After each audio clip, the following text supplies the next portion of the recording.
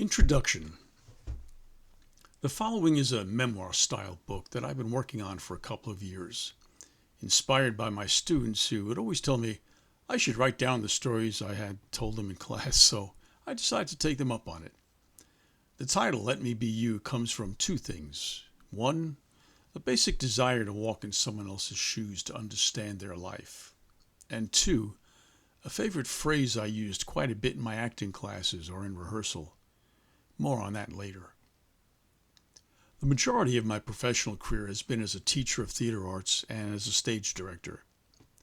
In that time, I've taught thousands of students in my classes and have directed over 120 plays, working with many hundreds of people in those productions.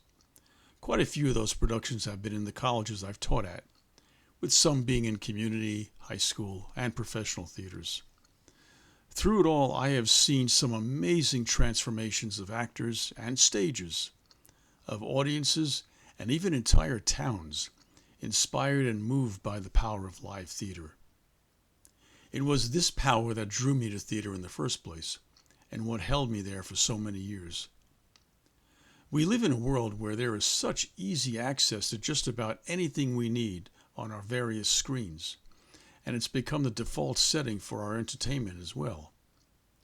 However, seeing a story come to life in front of you with live actors is one of our most basic cultural traditions, going all the way back to tribal societies.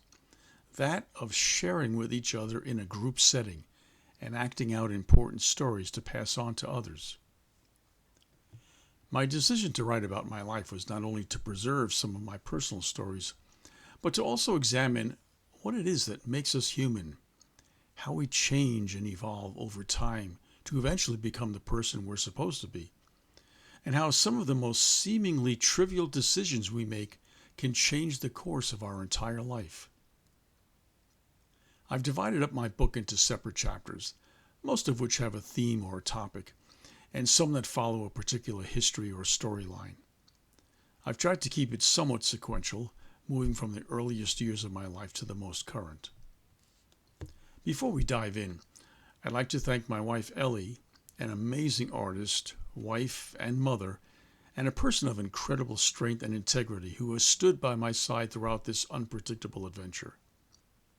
My daughter Danielle, who has become a brilliant artist and an even more wonderful human being, and who has somehow managed to become a living embodiment of both myself and Ellie.